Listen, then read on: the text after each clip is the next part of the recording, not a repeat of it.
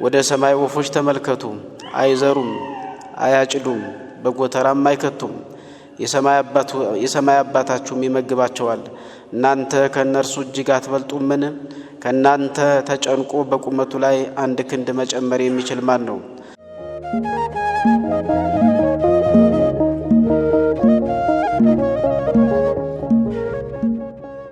ስለ ልብስስ ስለምን ትጨነቃላችሁ? የሜዳ አበቦች እንዴት እንዲያድጉ ልብ አድርጋችሁ ተመልከቱ። አይደክሙም፣ አይፈትሉም። ነገር ግን እላችኋለሁ ሰሎሞንስ እንኳ በክብሩ ሁሉ ከነዚህ እንዳንዱ አልለበሰም።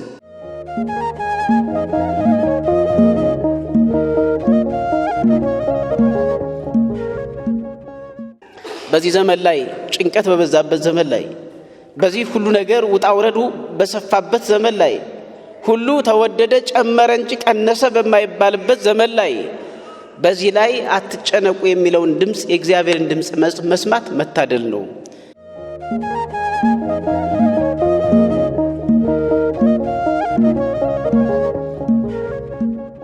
በስመ አብ ወወልድ ወመንፈስ ቅዱስ አሐዱ አምላክ አሜን። ስብሐት ለእግዚአብሔር ለዛ አብጽሐነ እስከ ዛቲ ሰዓት። የሰራዊት ጌታ አምላካችን ልዑል እግዚአብሔር አስፈሪውን ጨለማ አስወግዶ ወደሚደነቅ ብርሃን ያሸጋገረን ለዚህ ዕለትና ሰዓት ያደረሰን ስሙ ለዘላለም የከበረና የተመሰገነ ይሁን። እግዚአብሔር የተመሰገነ ይሁን። የእመቤታችን የቅድስት ድንግል ማርያም የቅዱሳን ሁሉ በረከት በሁላችንም ላይ ይደርብን። በአብ አበው በወልድ ውሉደ እግዚአብሔር በመንፈስ ቅዱስ መንፈሳውያን የተሰኛችሁ በቅድሚያ አይንተ እግዚአብሔር አባቶች ካህናት ላይካነ ምስጢር ዲያቆናት እንዲሁም አልባሲሁ ለክርስቶስ የተባላችሁ አባቶች፣ እናቶች፣ እህቶች፣ ወንድሞች ሕፃናትም ሳይቀር ባሰባሰበንና በጠራን እስከዚህች ዕለትም ባደረሰን በሕያው እግዚአብሔር ፍጹም ሰላምታ እንደምን አደራችሁ? እንደምን ቆያችሁ? አሜን። የሰራዊት ጌታ አምላካችን ልዑል እግዚአብሔር በምህረቱና በቸርነቱ በይቅርታው ኃጢአታችንን በደላችንን እየታገሰ እድሜ ለንስሐ ሰጥቶ ንስሐ ገብተን እንጸድቅባት ዘንድ ለዚህ ዕለትና ሰዓት ያደረሰን ስሙ ለዘላለም የከበረና የተመሰገነ ይሁን። የጌታችን የአምላካችን የመድኃኒታችን የኢየሱስ ክርስቶስ ቅዱስ ወንጌል ቅዱስ ማቴዎስ እንደጻፈው ምዕራፍ 6 ቁጥር 25 ጀምሮ ያለው የእግዚአብሔር ቃል እንደዚህ ይላል። ስለዚህ እላችኋለሁ ስለ ነፍሳችሁ በምትበሉትና በምትጠጡት ወይም ስለ ሰውነታችሁ በምትለብሱት አትጨነቁ። ሶስት ነገሮችን እየተናገረ ነው። በምትበሉት፣ በምትጠጡት ወይም ስለ ሰውነታችሁ በምትለብሱት አትጨነቁ። ነፍስ ከመብል ሰውነትም ከልብስ አይበልጥምን?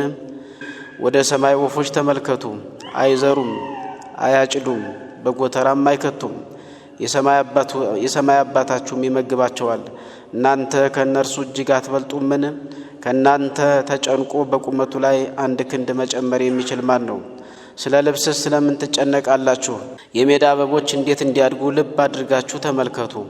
አይደክሙም፣ አይፈትሉም። ነገር ግን እላችኋለሁ ሰሎሞንስ እንኳ በክብሩ ሁሉ ከነዚህ እንዳንዱ አልለበሰም። እግዚአብሔር ግን ዛሬ ያለውን ነገም ወደ እቶን የሚጣለውን የሜዳን ሳር እንዲህ የሚያለብሰው ከሆነ እናንተ እምነት የጎደላችሁ እናንተንማ ይልቁን እንዴት! እንግዲህ ምን እንበላለን፣ ምንስ እንጠጣለን፣ ምንስ እንለብሳለን ብላችሁ አትጨነቁ። ይህንስ ሁሉ አሕዛብ ይፈልጋሉ። ይህ ሁሉ እንዲያስፈልጋችሁ የሰማዩ አባታችሁ ያውቃልና። ነገር ግን አስቀድማችሁ የእግዚአብሔርን መንግሥት ጽድቁንም ፈልጉ፣ ይህም ሁሉ ይጨመርላችኋል ይላል። የቃሉ ባለቤት አምላካችን ልዑል እግዚአብሔር ስሙ ለዘላለም የከበረና የተመሰገነ ይሁን። ርዕዩ ጽጌያተ ገዳም የሜዳ አበቦችን ተመልከቱ በሚል ቆይታ እናደርጋለን።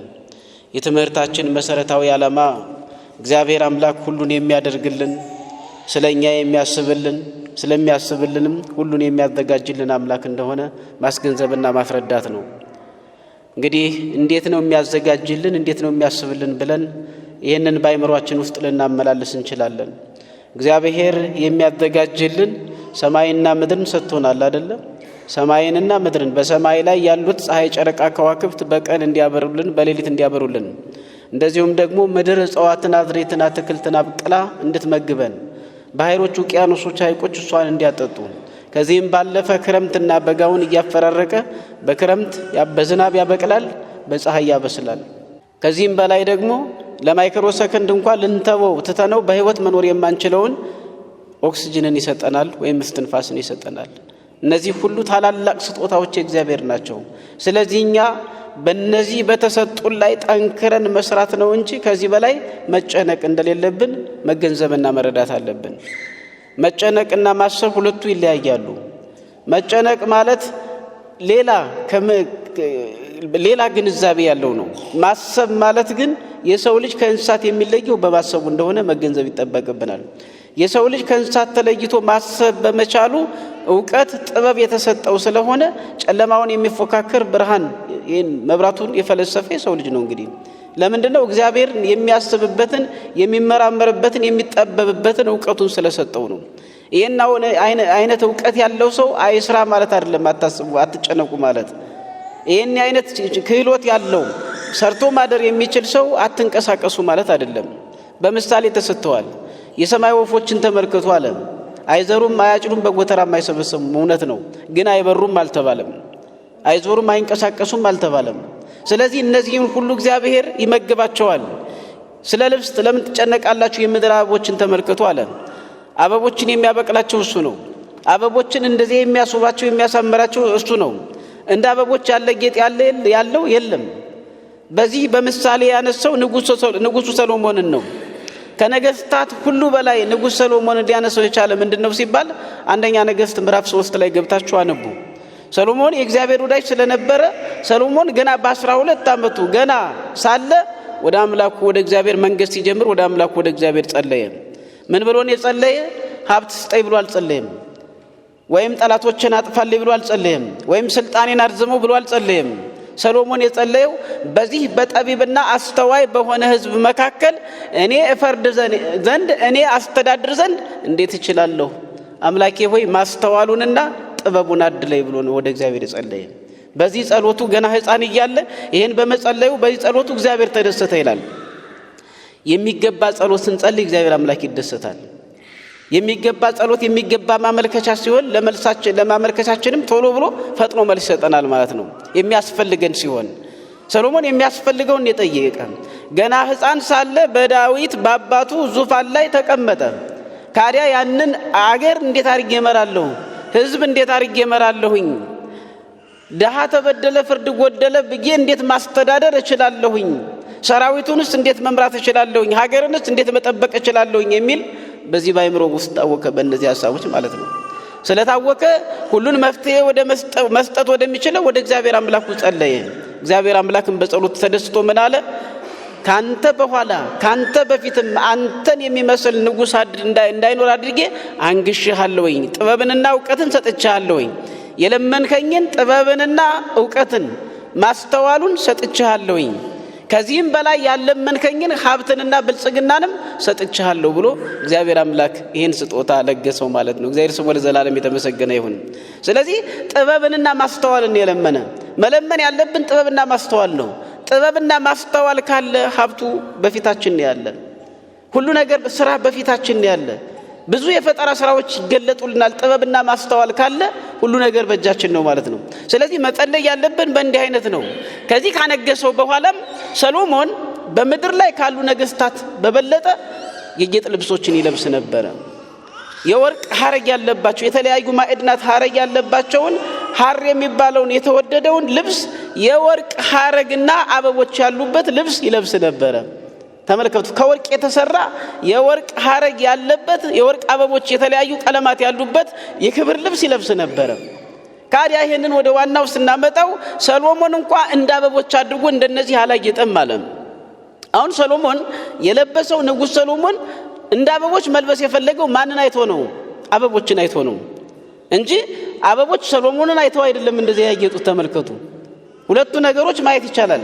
እንደ አበቦች ሰሎሞን አበቦችን ስላየ የአበቦች ጌጥ ስላማረው የተለያዩ ቀለማት ያለው ወርቅ በማዕድን እንዲህ አይነት ልብስ ለበሰ። ግን ሰሎሞን እንደነሱ አልለበሰ ማለት ሰሎሞን ከነሱ አይቶ ከነሱ ተረድቶ እንጂ አበቦች ከሱ ተረድተው አልለበሱም ማለት ነው።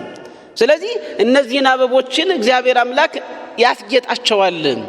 በዛሬ ታይተው ከጥቂት ቀናት ከጥቂት ወራት በኋላ የሚጠፉትን እነዚህ የምድር አበቦችንና ሳሮችን እንዲህ የሚያለብሳቸው ከሆነ እንዲህ የሚያስጌጣቸው ከሆነ የሰማይ ወፎችንም የሚመግባቸው ከሆነ እናንተ እምነት የጎደላችሁ እናንተንማ ለምን ብሎ ጥያቄ ይጠይቃል ማለት ነው። ስጋን ከመመገብ ነፍስን አምጥቶ መስራት አይበልጥምን ይላል። ነፍስ አትበልጥምን ይላል። ነፍስ ከየት እንደመጣች ነፍስን እንዴት እንዳዋሃዳት የሚረዳለ እናውቃለን። ስጋን ከመሙላትና ነፍስን ከመስጠት የትኛው ይበልጣል? የትኛው ነው የሚበልጠው? ከሌለችበት ወዳለችበት አምጥቶ መፍጠር ነፍስን መፍጠር ታላቅ ነገር ነው ማለት ነው። ስለዚህ ነፍስን የሰጣችሁ አምላክ ምን ይላችኋል ነው? ይመግባችኋል ነው። ስጋችሁንና ነፍሳችሁን አዋህዶ የፈጠረ አምላክ ይመግባችኋል፣ አትጨነቁ የሚል ነው። በዚህ ዘመን ላይ ጭንቀት በበዛበት ዘመን ላይ በዚህ ሁሉ ነገር ውጣ ውረዱ በሰፋበት ዘመን ላይ ሁሉ ተወደደ ጨመረ እንጂ ቀነሰ በማይባልበት ዘመን ላይ በዚህ ላይ አትጨነቁ የሚለውን ድምጽ የእግዚአብሔርን ድምጽ መስማት መታደል ነው። እግዚአብሔር አምላክ ስለኛ የሚያስብልን ስሙ ለዘላለም የከበረና የተመሰገነ ይሁን። አትጨነቁ እያለን እኮ ነው። በውስጣችን አሁን ብዙ ጭንቀቶች አሉ። ስለ ኑሮ እናስባለን፣ በኑሮ እንጨነቃለን፣ በትዳራችን እንጨነቃለን፣ በአካባቢ ሰላም በማጣታችን እንጨነቃለን። ግን ስለ እነዚህ ነገሮች ሁሉ ምን አትበሉ አለ? አትጨነቁ አለ። አትጨነቁ የሚል እግዚአብሔር መፍትሄ ሳይኖረው ነው ወይ? መፍትሄ ስላለው እኮ ነው። መፍትሄውም ታማኝ ስለሆነ እኮ ነው። እግዚአብሔር ስሙ ለዘላለም የከበረና የተመሰገነ ይሁን። ስለዚህ አትጨነቁ አለ። መጨነቅን ማስወገድ አለብን። ግን አትጨነቁ ሲባል አታስቡ ማለት አይደለም። በደንብ ማሰብ ያለብን። እንደው እዚህ ላይ አንድ ምሳሌ ሰጥቼ ባልፍ ደስ ይለኛል። አንድ ጀማሪ መነኩሴ ወይም ባህታዊ ነው አሉ ገዳም ሄዶ ይገባል። ገዳም የገባበት ምክንያት እግዚአብሔር አበቦችን ያለብሳል ወፎችንም ይመግባል ሲባል ስለሰማ በተሳሳተ ትርጓሜ ገዳም ሄዶ ቁጭ ብሎ ሊበላ ሊጠጣ ሊለብስን ይሄደ። እንግዲህ እዚያ የሱ ሐሳብ እንደዚያ ነው። እዚህ ዓለም ላይ ቢመለከተው እንዲህ አይነት ጉዳይ የለም። ግን ገዳም የሄደ ሁሉ ቁጭ ብሎ የሚበላ ገዳም የሄደ ሁሉ ቁጭ ብሎ የሚለብስ መሰለውና ገዳም ሄደ። ይሄን ግንዛቤ ይዞ ከዚያ ሄደና ቁጭ አለ። ቁጭ ብሎ እንግዲህ የገዳማት በስራ የታወቁ ናቸው። በጸሎት ብቻ አይደለም ገዳማት የሚታወቁት። ገዳማት ይሰራሉ። ሰርተው የሙት ልጆችን ወይም ወላጅ አልባ የሆኑትን ያሳድጋሉ፣ ያስተምራሉ፣ አቅም የጎደላቸውን ሁሉ ይረዳሉ እንጂ ማለት ገዳም የሚቀመጡበት ሳይሆን በነፍስም በስጋም እጅግ በጣም የሚሰራበት ቦታ ነው የገዳም ትርጓሜ ማለት ነው። ገዳም ሲሄድ ራስን ዘንግቶ ለሌሎቹ ለማገልገል ነው የሚሄደው። ይሄኛው ሳይገባው ሄደና ቁጭ አለ። እንግዳ ነው ተቀበሉት፣ ችግር የለም እንግዳ መቀበል አለ። በእንግድነቱ በላ ጠጣ፣ ሁሉ ነገር ተሰጠው። ግን ቢያዩት ሰውየው የሚወጣ አይደለም፣ ወደ ስራ የሚወጣ አይደለም። ጠዋትም እነሱ ወደ ስራ ሲሄዱ መጽሐፍ ስጡኝ ይላል። እስከ 2 ሰንበት ታገቱት። በዛ ስራ ለስራ የለም፣ እንደው የፈሰሰችው ውሃ ያቃነም። እስከ 3 ሰንበት ታገሱት። በዛ ወደ ስራ ሊሄድ የለም። እነሱ አድዋማ ይዘው ወደ ስራ ወደ እርሻ ወደ ቁፋሮ ሲሄዱ በሬ ጠምደው ወደ እርሻ ሲሄዱ እሱ መጽሐፍ ቁጭ ብሎ እያነበበ ይመለከቱት ጀመር። ከዚያ ለአበምኔቱ ነገሩት። ምን አይነት ሰው ነው የመጣብን? እንዴ ስንበላ ከበላ ስንጸልይ ከጸለየ ስንሰራም መስራት አለበት፣ እንዴት አይነት ነገር ነው ብሎ ለአበምኔቱ ይነግራሉ። አበምኔቱ ሄዱና ወዳጅህ ከየት ነው የመጣህ? ለምንድነው ሲሰሩ የማትሰራ? የእንግድነት ሰዓት እኮ አብቅቷል። ገዳም የሚሰራበት ነው። ለጸሎትም ጊዜ አለው፣ ለመስራትም ጊዜ አለው፣ ለሁሉም ጊዜ አለው ይሉታል። እናንተ መጽሐፍ ቅዱስ ያልገባችሁ እምነቱን የማታውቁ ብሎ ዘለፋ ገባ። እንዴት አሉት። ይህን ወንጌል ጠቀሰና የማቴዎስ ወንጌል ምዕራፍ 6 ቁጥር 25 ከፍጻሜ ስትመለከቱ ስለምትበሉት አትጨነቁ፣ ስለምትለብሱት አትጨነቁ፣ የሰማይ ወፎችን እግዚአብሔር ይመግባል፣ የምድር አበቦችን ያስጌጣል ተባለ እንጂ ቆፍራችሁ አርሳችሁ ብሉ ተብሏል እንዲህ ያለና ተናገረ። በእውነት በመጽሐፍ ቅዱስ ላይ ሳትሰሩ ብሉ የሚላል የማይሰራ አይብላ ተብሎ እኮ ነው የተጻፈው። እሱ ያችን ብቻ እንጂ ሁሉን መጽሐፍ ቅዱስ አላየም። እንዲያውም ብላ በሐፈ ገጽከ ነው የሚል፣ ጥረህ ግረህ ብላ ነው የሚል። መጽሐፍ ቅዱስ ስራን በጣም የማይሰሩትን እንዳይበሉ ነው የሚለው። በመጽሐፈ ምሳሌ ምዕራፍ 20 ላይ ብዙ እንቅልፍ አታብዛ ይላል። ብዙ እንቅልፍ የምታበዛ ከሆነ ይላል የተወጫጨቀ ጨርቅ እስከ መልበስ ያደርሳልና ብዙ እንቅልፍ አትተኛ፣ ተግተህ ስራ ነው የሚል። ይሄን ሁሉ እንዴት እንዳላየው አይገባኝም። ብዙ ጊዜ የሚሆነው አንዲትን ብቻ አንጠልጥሎ በመህር ነው ሰው የሚወድቀው ማለት ነው። እነዚህ ስለ ስራ የሚናገሩትን እንዲያውም ስለ ስራ ብዙ ምሳሌዎችን ተናግሯል። አንተ ሰነፍ ጉንዳንን ትናንሽ ፍጥረታትን ተመልከት ይላል። ትናንሽ ፍጥረታትን ተመልክተ ከነሱ ተማር ይላል። አሁን ጉንዳንን አይታችሁታል? ማን እየመረው ነው? ሰው አዝዞት ነው እንደሚሄድ? በሰልፍ ነው የሚሄዱት። ተመልከቱ ጉንዳኖችን። ንብን አይታችኋል? እንደ ሳይንሱ ገለጻ ንብ በቀን 80 ኪሎ ሜትር ትበራለች ነው የሚል። እንዲህ አድርጋ ተንቀሳቅሳ ነው ለምግብም ለመድኃኒትም የሚሆነውን ጣፋጩን ማር መስራት የምትችለው። እሽኮኮን ተመልከቱ፣ ጥበቡን ንጉስ በሰራው ባለጠጋ በሰራው ፎቅ ውስጥ ነው የሚኖረው። እንደዚሁ ይችን ጣዝማ ማር መስራዋንም መመልከት ይቻላል። ያች ትንሽ ፍጥረት ናት ምድር ውስጥ ሰርስራ ገብታ ያን የሚጥመውና መድኃኒት የሚሆነውን ጣዝማ ማር መስራው። ተመልከቱ። በጣም ልንማርባቸው የሚገቡ ትናንሽ ፍጥረታት አሉ፣ ተግተው የሚሰሩ የማያርፉ ማለት ነው። ስለዚህ እነዚህን ሁሉ ያልተረዳ ምን አለ? ለምትበሉት አትጨነቁ፣ ለምትለብሱት አትጨነቁ ስላለ እናንተ መጽሐፍ ቅዱስ አልገባችሁም፣ የእግዚአብሔር ቃል አልገባችሁም፣ ትጨነቃላችሁ፣ ትሰራላችሁ። እኔ ግን ምን አደርጋለሁ አለ? እግዚአብሔር ያዘዘኝን ይህን መጽሐፍ እያነበብኩ ብቻ እኖራለሁ አለ። ነው አሉ አበምኔቱ። መቼም አባቶቻችን ጥበብ አላቸው አይደለ? በጥበብ ያስተምራሉ። እሺ አሉና መልሱን ከሰሙ በኋላ ሂደው ትእዛዝ ሰጡ። እንግዲህ ገዳማት 9 ሰዓት ወይም 11 ሰዓት ነው አንድ ጊዜ ነው ጠቅልለው የሚመገቡት። 9 ሰዓት ከተመገቡ በነጋታው 9 ሰዓት ነው እንጂ ከዛ በፊት ቢያፋሽኩ ምን ቢሉ አይገኝም ማለት ነው። ሁሉም ወደ ስራ፣ ሁሉም ወደ ጸሎት ነው የሚሄዱ። የተለያዩ ጊዜያት አላቸው። ጊዜያቸውን በደንብ አክብረው ነው የሚሰሩ።